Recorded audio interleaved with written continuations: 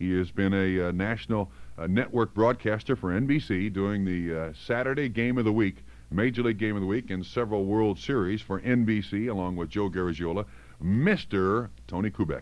Hey, Bob Leiter. Hey, listen, I got to say something before I go any further, because I can't stay on with you very long tonight. I can only stay on about a minute for this reason.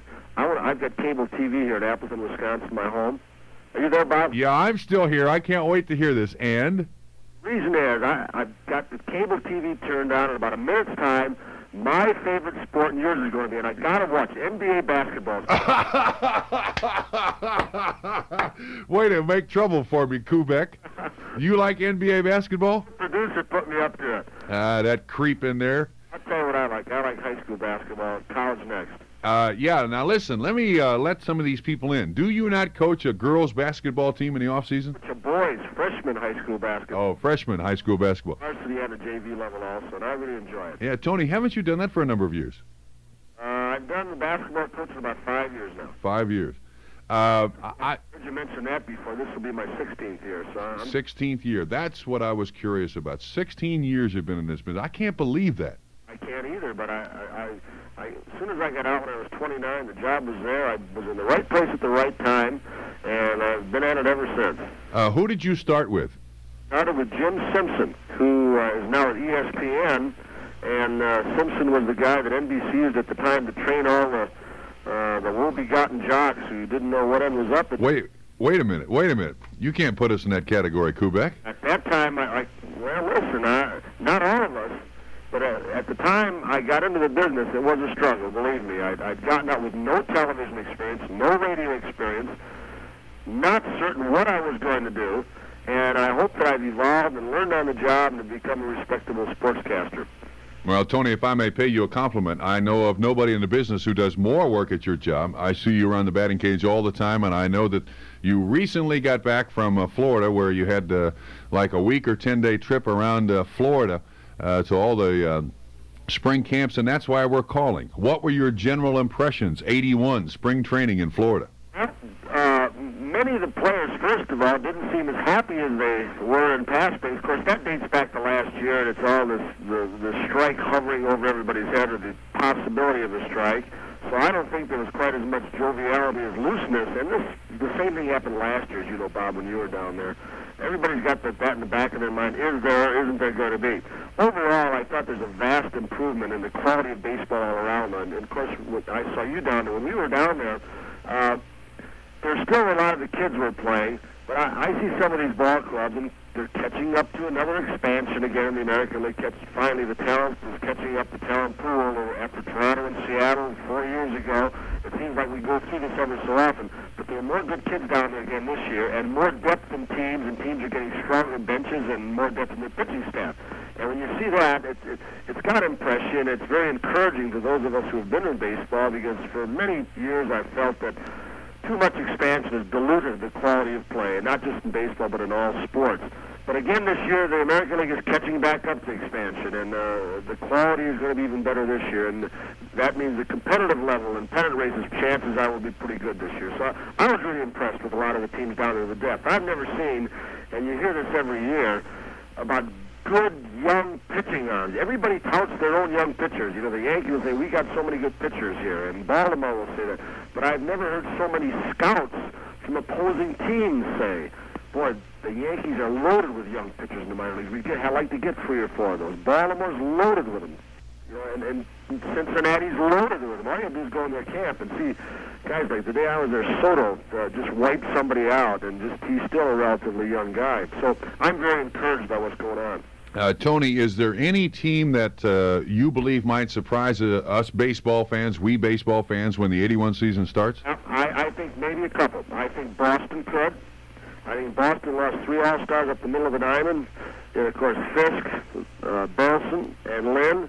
But I think they've got a new guy up there, Ralph Houck, who may put together the best pitching staff that the Red Sox have seen in many years. And if pitching isn't as important as everybody says, they could be tough. They could be a sleeper in that Eastern Division. Yeah, they got to see if Hoffman can play shortstop. But if he can't, they got a kid named Valdez, who's a young kid who can field with almost anybody in the big leagues today. He's not going to hit much at this point, it doesn't look like it, but he can field. They're going to score a run. They've got 4 or 5 power hitters in the lineup. They're 4 deep in the bullpen. When you think of Bergmeyer and Claire and some of the other guys. And Bill Campbell looks like he might be back. So Stanley, who was so good. If they can get Eckersley, Torres, a kid named Steve Crawford, who really looks like he's got a good arm, Tanana and Rady going, they're going to have a heck of a pitching staff, and they could surprise both Baltimore and the Yankees and Milwaukee in that division. Also St. Louis, if they get some starting pitching, you know they're going to score some runs. You know they got Suter, in the background waiting 7th, 8th, and 9th inning. If they get some pitching and some of the guys' arms are sound, they might surprise the National League East. But seeing that we're talking to the Cincinnati audience, I think it's a team that may surprise everybody. As far as I could see, and again, it's darn early and trades can be made till June 15th. Cincinnati's got a chance to run away with that division, I think. Seriously? I really do. I think Dick Wagner, and people knock Dick Wagner, okay? And you get knocked when you get rid of a Sparky Anderson and a Pete Rose, and you let a Joe Morgan go, and you have the turmoil that you have with a Johnny Bench now. And I think all those guys are great. But doggone it, Dick Wagner has kept that organization competitive while losing those kinds of players or not getting good production, the same as last year. And with Cincinnati, that's the kind of ball club where last year and the last couple of years it was said, hey, if Seaver has a big year, we'll win it. I think this year, even if Tom, and I think Tom will have a big year, even though he got knocked around, as you said today, but I think even if Seaver just has a medium year for Tom Seaver, I think the young pitchers are ready now. And I think a guy like Foster is just so ready to have a big year, and Davey coming off the elbow. I think that club could run away with it. Yeah. Tony, I got a question for you. You've been around baseball so long, and you mentioned the St. Louis Cardinals. I want your impression of that much change in an organization, and is it unrealistic to think that the first year after all of that change, that they're going to come together in a certain amount of chemistry and be a winner? Or does it take a couple of years to adjust to this guy or that guy in the clubhouse, the plane, the bus, or whatever, before they're real winners? I think that's a good point, Bob, and I think so much of that happens in baseball now, of course, with the trades and the free agency, et cetera, et cetera. I don't think there is that kind of closeness within most organizations now. Yeah, that is a factor. I think the factor that will compensate for that is Herzog. I'm a great believer in leaders in this game, and sometimes people will say that, that's a lot of bloating, there's a communication gap. The guys these days do what they want to do. I think Herzog, from what I saw in spring training, is going to instill in that Cardinal ball club the same thing he did with the Kansas City ball club, and that is, hey, you got a big ballpark, we don't have a whole lot of power, and you're going to use that speed and create mistakes. I think the Eastern Division National League over the past few years has been so tough and so tight. Many times at the end of the year, it seems like a team wins that division by default, and that may be unfair to say that, but it's so close. I think with Suter, with Herzog, and that's the primary thing that will compensate for this lack of togetherness that might be there from not having been together very long, is Herzog's going to have that club playing so loose and running so hard. And I'm not so sure that that division is going to be able to keep up with Herzog's troops. I think Gary Templeton, who has outstanding potential, I think he's about ready to realize it, and Herzog's going to turn him loose. Yeah. Hendricks loose. I think he lets guys hit 3-0 many times, which a lot of managers don't believe in. And I think he'll be the compensating factor for that ball club. Yeah, a question along the same lines. Whitey Herzog is now one of the few guys in Major League Baseball who is not only the manager, but the general manager, too. Now, I know he has people to help him in that situation, but have you questioned Whitey Herzog as to the problems he may face in not only trying to instill some leadership into a ball club, but also telling a guy no to his next request of $1 million contract? No, I don't think so, because most of the guys now are signing a multi-year contracts. So you look at a Templeton, who's got a long-term deal, or Hernandez got a long-term deal. I think Hendricks does, but I'm not certain of that. Darryl Porter just signed a long-term deal. He doesn't have to negotiate with these guys anymore. The work for the general manager, I think, primarily comes in the off-season, and during the season when you look at waiver lists, et cetera. He's got Joe McDonald, who came over from the Mets, who's going to be doing his paperwork, going to be in touch with him every day. I think it would be difficult for a guy to go into that position if he had no experience in it. Remember, Herzog spent a lot of time with a couple of different organizations, learning his trade as far as the front office and paperwork is concerned when he was involved with the Mets, New York Mets, and some other organizations. So he has that experience, and he is smart enough to know that his job now that he's made all the trades or been part of all the trades is how well he responds as a manager down on the field. So I don't think he's going to have any problem with that job because of the multi-year contracts. Yeah. Does Joe Garagiola travel around Arizona so that he knows, between the two of you, you know just about everything there is to know about the baseball teams coming up in the 1981 season? First of all, we're not going to know everything there is to know. We could never know as much about each club as Marty Brenneman and Joe Nuxall do because they're with that club all year long. But yeah, Joe lives in Arizona now. He's lived out there about 2.5 years, so I'm certain he is out there hitting all the camps and seeing all the games that he can. So hopefully we'll get our heads together and he'll have some info on those clubs out in Arizona. I'll get the Florida clubs. But both of us subscribe to a lot of newspapers and we get a lot of columnists and stuff. But mainly when we get to a site it's hanging around the batting cage, smelling the sweat. That's the important thing. Yeah. When's your first game, and who is your first game? Well, there'll be two actually. Joe and I will be doing the game, the Texas Rangers against the New York Yankees, week 1. And, in fact, I think we get a Cincinnati game the second week or so. I was looking at my schedule right here. Week 3, the 25th of April, Cincinnati and Houston will be on. So week 1, Joe and I will be Texas and the Yankees. Do you think the ball players are pampered too much today? Well, let me go to the first one. Long term, as far as incentives, I say that it's an individual thing. If the ball player is a good ball player before he gets a long-term contract and busts his tail, he's going to do it after he gets a long-term contract. And the corniest word in sports, there are a bunch of corny words. One is he's a real tough competitor. Well, I think everybody in professional sports on a major league level in any sport is a pretty tough competitor. He wouldn't be there to start with. The other one is pride, and doggone it, it's corny and it sounds phony, but these guys like Pete Rose, at 40 years of age, Pete Rose has a tremendous amount of pride. I've been reading about Johnny Bench all winter. I talked to him. You don't think Johnny Bench has a lot of pride? Johnny is involved in the situation he is right now because he has so much pride. He wants to play the best place he can and do the best he can for the sake of the organization and the club because he loves Cincinnati fans, he loves the organization. He's got pride, and that's corny. So, to answer your question, it's an individual thing. A guy that's kind of loafer and he goes along at his own pace, I don't care if he's got a 6-month contract or a 10-year contract, he's going to stay the same. It's the old leopard changing his spots deal, or, they just don't. So that depends upon the individual. Tony, will you not agree, though, that it does put a premium on management determining who, in fact, is a competitor?